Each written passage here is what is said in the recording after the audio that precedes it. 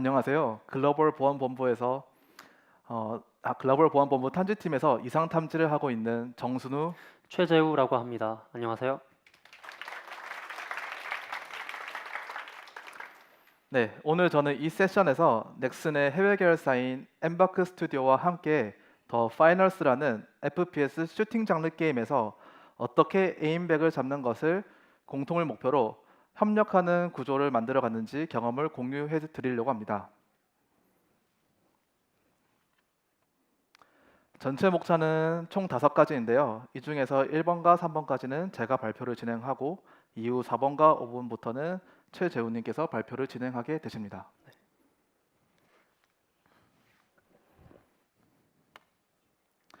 먼저 더 파이널스 런칭 초반 상황을 돌아보겠습니다. 런칭 초반 상황에 문제가 되는 핵의 종류는 총 2가지 있었습니다. 첫 번째는 게임 규칙 변조 핵입니다. 게임 규칙 변조 핵이란 게임의 물리적 법칙이나 기획적 요소를 무시하는 핵들입니다. 영상을 보시면 나오듯이 근거리 무기로 원거리에 있는 상대방을 공격한다든지 혹은 총을 어떤 방향으로 쏘아도 그 총알이 상대방한테 공격이 가해진다든지와 같은 핵입니다. 또 다른 문제가 되었던 핵은 에임봇입니다. 에임봇의 종이는 원래라면 플레이어가 상대방을 공격을 하기 위해서 직접 에임을 이동시켜줘야 하지만 어떤 헬퍼 프로그램의 도움을 받아서 에임을 보조받는 프로그램입니다. 저희는 이것을 노골적인 정도에 따라서 소프트 에임봇과 하드 에임봇으로 구분했습니다. 이렇게 문제가 되는 핵의 종류를 총 2가지 알아보았고 이런 핵이 문제가 되었다는 걸 알고 있으니 그러면 어떻게 얘네들을 탐지할지 결정을 해야 됐습니다. 일반적으로 이상 탐지 방법론은 크게 2가지 갈래로 구분됩니다. 첫 번째는 룰 베이스 탐지이고 두 번째는 학습 기반인 머신러닝 기반 탐지가 있습니다. 그러면 저희는 이 어떤 방법을 선택할지 결정하기에 앞서 핵을 종류별로 우선순위를 정해봤습니다. 그때 2가지 기준, 첫 번째는 핵을 경험했을 때 유저의 불쾌감 기준과 그리고 두 번째로는 탐지 난이도 기준을 봤을 때 게임 규칙 변조 핵이 대응 1순위 핵이었습니다. 그래서 저희는 가장 먼저 룰 베이스 탐지를 도입했습니다. 그림을 보시게 되면 좌측 그림을 보시게 되면 탐지 범위가 하드 에임봇과 게임 규칙 변조 핵을 포함하는 것을 볼 수 있습니다.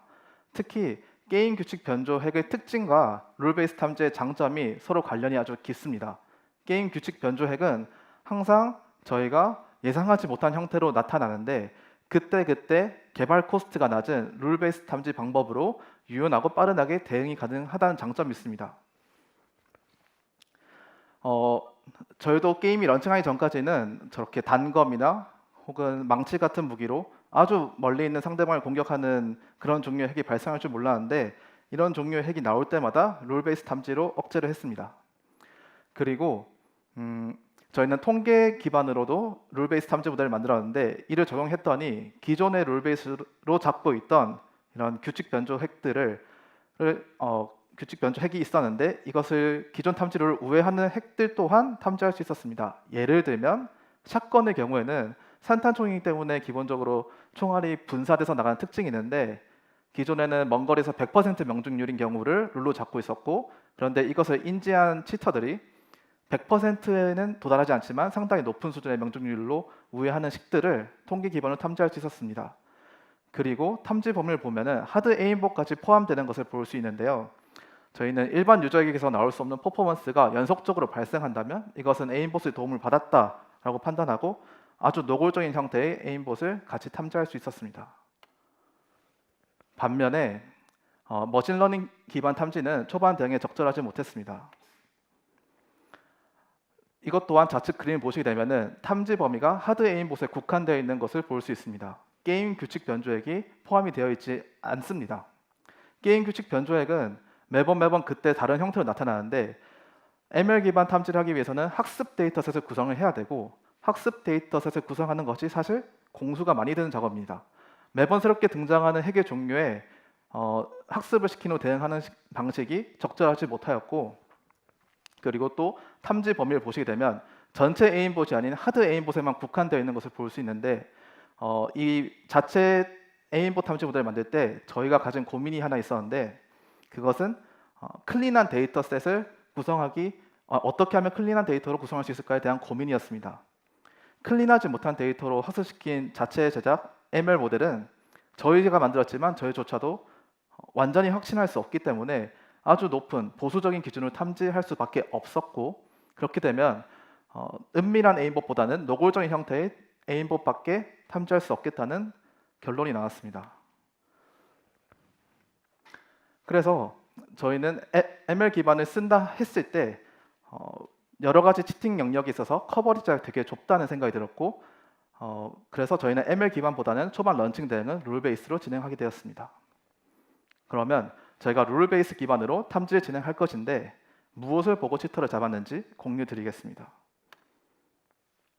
우리가 어떤 것을 이상하다고 판단하기 위해서는 무엇을 보고 이상하다고 판단할 건지를 정해야 되고 두 번째로 무엇에 비해 이상하다는 건지를 그 기준을 정해야 됩니다.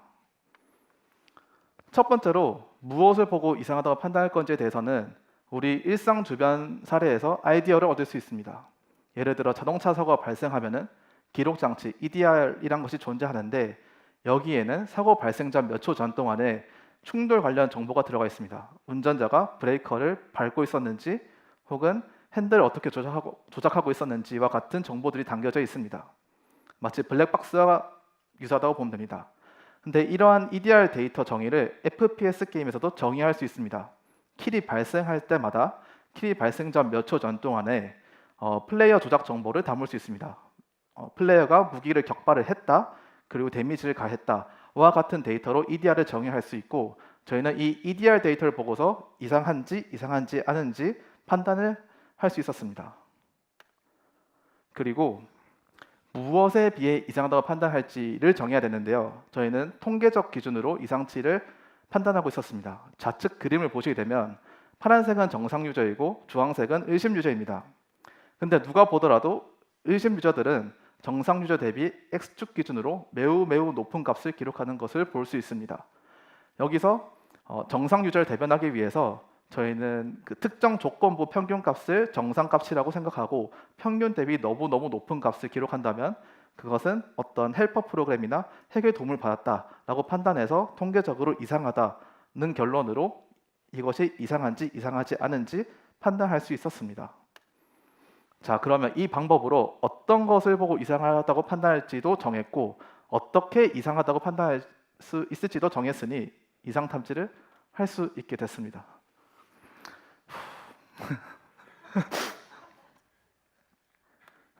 네, 이제 이 방법으로 탐지 모델을 도입을 했을 때 어떤 경험이 있었고 어떤 점을 느꼈는지 공유 드리겠습니다.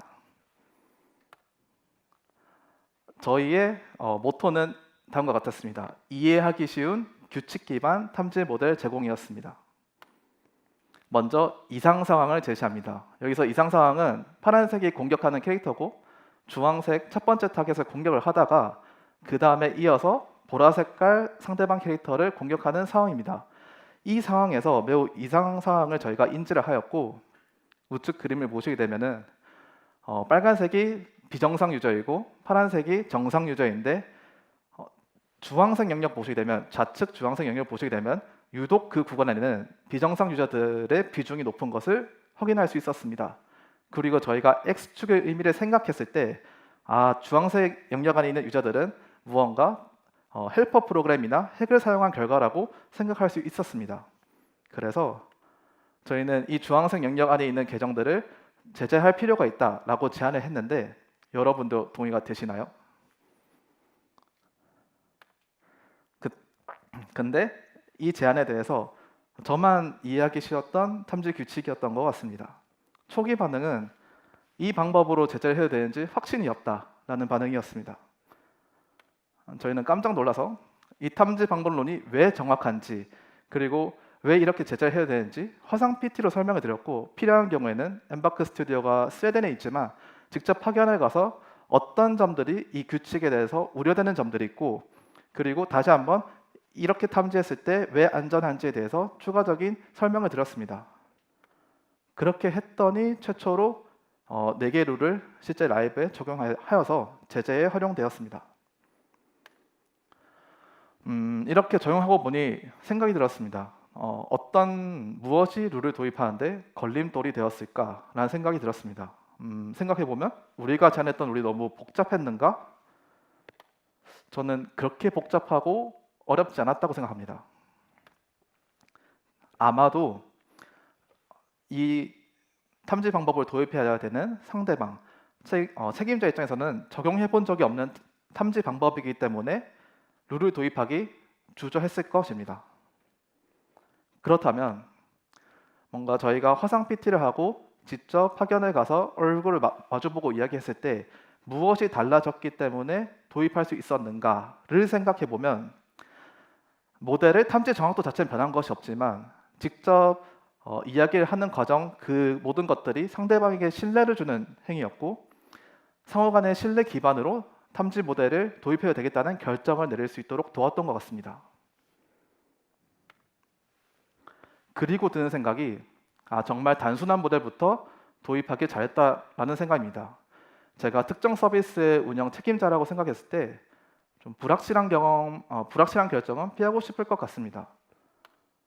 예를 들면 제가 완전히 이해하지 못한 채 내리는 결정입니다. 왜 탐지되었는지 모르는데 밴이 되고 있는 상황이라거나 내가 내린 결정의 부작용이 예상이 되지 않는 상황을 피하고 싶을 것 같습니다. 이런 관점에서 어떤 유저가 왜 탐지되었는지 그 인과관계가 명확한 룰 베이스 탐지가 이걸 처음 도입하는 입장에서는 이거를 믿고 라이브에 도입해도 되겠다라는 결정을 내리기까지 훨씬 더 수월했을 것 같습니다. 그래서 1년의 과정 이후에 실제로 제재를 써보니 95%는 정탐인데 한 5% 정도의 오탐이 발생합니다. 상대방 입장에서는 저희를 믿고 탐지 모델을 도입했는데 오탐이 발생했으니 좀 약간은 후회했을 수도 있습니다.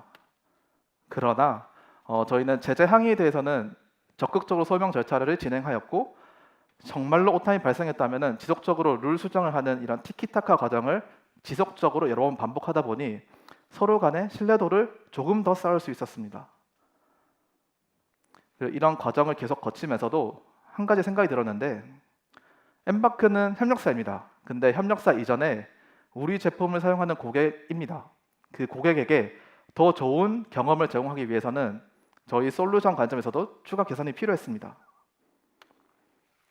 그래서 저희는 고객이 가장 쉽게 활용할 수 있는 방식으로 탐지 결과를 제공합니다. 예를 들면 탐지 결과에는 어떤 내용이 포함되어야 하나요?에 대해서 제재 소명에 필요한 내용을 함께 제공합니다. 어떤 시간에 어떤 행위로 인하여 제재되었습니다를 포함하여 제공하고 있습니다. 탐지 주기의 경우에는 저희는 처음에는 1시간 간격으로 결과를 제공해 드렸습니다. 그런데 FPS 게임, 특히 PVP 게임의 특성상 게임의 몰입을 결정하는 주요 요소 중 하나는 공정한 대결인데 이런 치터의 경우에는 치팅 행위를 발생한 이후부터 그 다음 라운드에 진입하기 전까지 혹은 최대한 빨리 제재하는 것이 중요한 포인트인데 이 포인트에서 저희는 5분 단위로 준실시간 배치를 통해서 간격을 더 빨리 제공해 드리도록 개선했습니다. 그리고 모델 배포 이후에도 지속적인 AS를 약속했습니다. 오탐이 발생했을 때는 어떻게 업데이트할 것인지 계획을 공유하였고 탐지된 계정 중에서 정상인지 혹은 비정상인지 의아한 계정들이 있을 수 있는데 그럴 때마다 분석 지원을 약속하여서 지속적으로 분석 지원을 해서 서로 간의 신뢰를 한층 더 쌓을 수 있었습니다. 네, 이까지는 제가 발표를 담당하였고 이후부터는 최재훈님께서 발표를 이어서 진행하시겠습니다.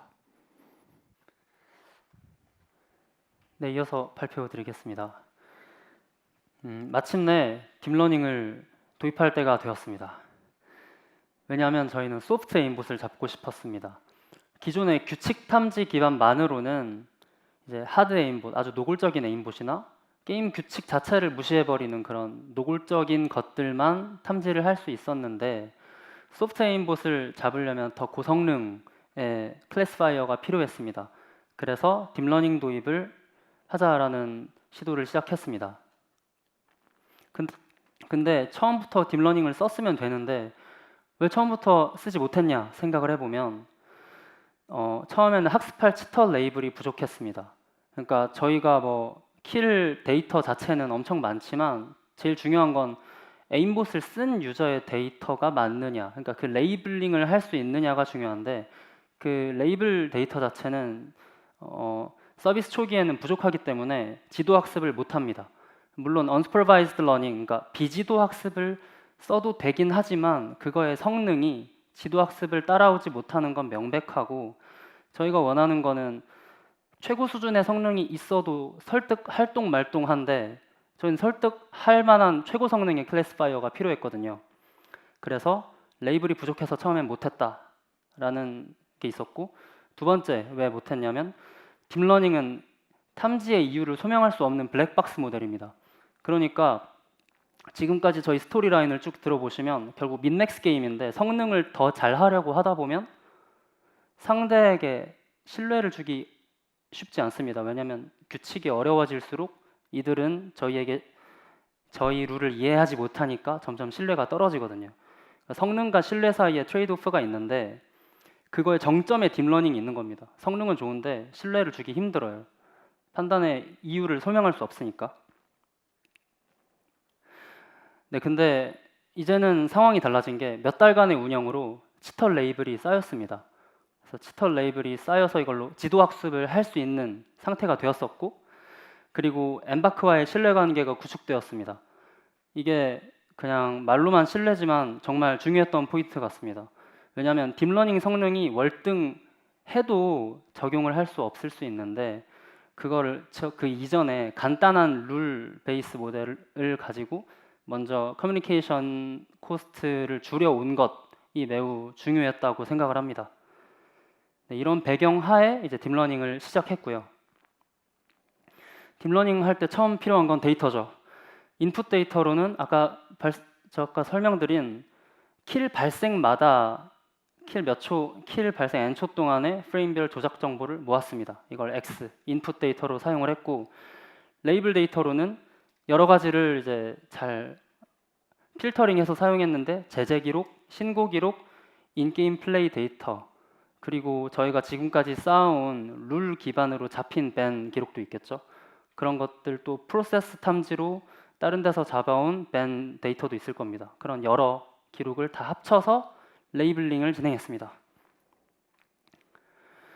데이터는 있으니까 이제 뭘 학습할 거냐, 어떤 모델을 학습할 거냐를 정해야 되는데 저희가 익숙한 건 챗GPT 같은 고성능의 트랜스포머 기반 모델인데 그런 것들은 아주 빅 모델이죠. 파라미터 수가 많습니다.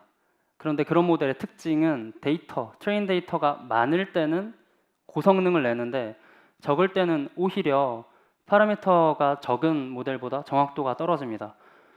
저희의 경우에는 치터 레이블이 아무리 많이 모아도 딥러닝 관점에서는 아주 많다라고 볼 수 없기 때문에 경량 모델을 사용하는 게 성능 면에서도 더 좋았습니다. 그래서 비용과 정확도 두 가지 모두에서 경량 모델, 모던 TCN이라는 CNN 기반의 시계열 특화 경량 모델을 사용하게 되었습니다. 그리고 모든 킬에 대해서 딥러닝 모델을 돌리는 게 연산 비용이 많이 나오죠. 이것도 이제 주요 포인트였는데 이걸 줄이기 위해서 아키텍처부터 이제 경량 모델을 사용할 수밖에 없었고요. 그리고 모델을 튜닝할 때도 이제 성능 비용 트레이드오프가 있으면 성능이 조금 낮아지더라도 비용을 많이 낮추는 그런 방향의 파라미터를 선정했습니다. 그리고 최소한의 피처만을 사용했고 전처리, 인풋으로 들어가는 전처리 코드도 최적화가 필요했습니다. 네, 그 결과 더 많은 탐지량, 더 낮은 밴 항소율, 더 교묘한 치터 패턴까지 감지가 가능하게 되었습니다. 오른쪽 그래프를 보시면 파란색은 이제 전통적으로 사용하는 프로세스 탐지입니다. 그리고 주황색은 룰 기반, 통계 모델 기반 탐지고 초록색은 이번에 적용한 딥러닝 기반 탐지였는데요. 최근으로 올수록 점점 딥러닝 탐지의 포션이 증가하고 있는 걸 볼 수 있습니다. 그래서 점점 증가하는데 딥러닝도 맨 처음에 와, 잘 만들었다, AUROC 높다 하면서 바로 턱 이제 서비스를 진행하기에는 부담이 있으니까 트레시홀드를 아주 높여서, 그러니까 아주 보수적인 탐지 기준으로 시작을 했습니다. 그러니까 계속 말하고 있는 주제가 신뢰고 이들이 나의 어떤 주장을 받아들이는 게 중요하니까 일단 돌려보는 게 중요한 거죠. 그래서 트레시홀드를 높여서 돌리고 이제 점점 커뮤니케이션을 하면서 더 탐지 범위를 확장하는 방향으로, 트레시홀드를 점점 낮춰가는 방향으로 이제 모델을 운용했습니다. 근데 이제 남은 문제가 하나 있죠. 딥러닝 모델은 여전히 블랙박스 모델입니다. 소명을 해야 돼요. 아무리 탐지를 잘해도 정말 정탐이어도 악의적으로 이제 벤에 대한 항소를 하는 경우가 많습니다. 그럼 여기에 대해서 증거를 제시해야 되는데 저희는 프리딕션 히스토그램을 봤습니다. 그러니까 지금 저희 모델은 킬마다 에임보 스코어를 내뱉는 모델인데 킬 하나만 보면은 이제 블랙박스 모델이지만 여러 킬을 모아서 히스토그램으로 표현을 합니다. 통계적인 특성을 보겠다는 거죠. 그랬을 때 에임보 치터는 오른쪽과 같이 1에 가까운 스코어를 다수 내뱉습니다. 근데 정상 유저는 0에 가까운 스코어를 다수 내뱉습니다. 근데 중요한 건 정상인데 랭커인 유저. 그러니까 엄청 이 랭커랑 치터를 구분하는 게 어려운데 거기에서도 랭커랑 치터가 히스토그램적으로 분간이 되는 것을 보실 수 있습니다. 근데 고객 입장에서 여전히 킬 하나당 나오는 스코어 자체는 블랙박스니까 바로 신뢰를 할 수 없습니다. 근데 그 스코어를 모아서 히스토그램을 그려보면 이제 발생하기 힘든 고득점의 스코어가 여러 번 발생했다라는 것 자체가 이제 우연히 그렇게 일어날 수 있는 확률이 낮잖아요. 이런 통계적인 특성에 저희가 설명력을 기대고 있는 거죠. 그러니까 딥러닝의 설명력을 기대고 있는 게 아니라 통계적 특성의 설명력을 기대하고 있습니다. 그리고 두 번째는 직관적인 건데 본능적으로 그냥 사진을 주면은 납득을 합니다. 그럴 확률이 높아져요. 그래서 이제 히스토그램으로 이렇게 시각적으로 직관적으로 소명 자료를 이제 보냈더니 설득을 할 수 있게 되었습니다. 네, 마지막으로 저희가 구축한 탐지 협업 프로세스를 다시 정리해 드리겠습니다. 저희는 게임 라이프 사이클을 같이 하는데 처음에는 간단한 탐지 모델을 시작으로 딥러닝 탐지 모델 도입까지 하는 프로세스를 구축했습니다. 론칭 초기에는 규칙 기반 모델, 즉 단순한 모델로 협업 상대를 이해시키는 것부터 시작합니다. 이런 것들이 시급성이 큰 게임 규칙 변조액을 탐지하기에도 적합하죠. 그런 다음에 성숙기쯤 되면 간단한 모델만으로는 안 되니까 룰, 통계 기반으로 더 복잡한 모델을 제안하기 시작합니다. 그런 다음에 안정기, 마지막에 데이터가 많이 쌓였다 했을 땐 이제 딥러닝을 도입해서 은밀한 치터까지 탐지 범위를 확장합니다. 네, 이 모든 것은 여러 유관 부서의 도움이 있었기에 가능했습니다. 특히 저희는 엠바크에 있는 시큐리티 디비전과 직접적으로 소통을 계속 주고받았고 그들의 협력이 있었기에 여러 데이터도 바로 얻을 수 있었고 네, 필수적인 도움을 주신 엠바크 시큐리티 디비전에게 특히 감사를 드리고 있습니다. 네, 마지막으로 맡겨두시면 다 잡아드리겠습니다. 저희는 다양한 탐지 포트폴리오를 보유하고 있습니다. 지금 FPS만 소개를 했는데 저희 팀은 에임보 탐지, 계정 육성 매크로, 스피드핵, 장거리, 킬, 핵 탐지 등 게임 도메인에 따라 다양하게 나타난 핵 탐지를 취급하고 있습니다. 아래 메일로 이제 연락 주시면 재밌는 얘기 많이 나눌 수 있을 것 같습니다. 네.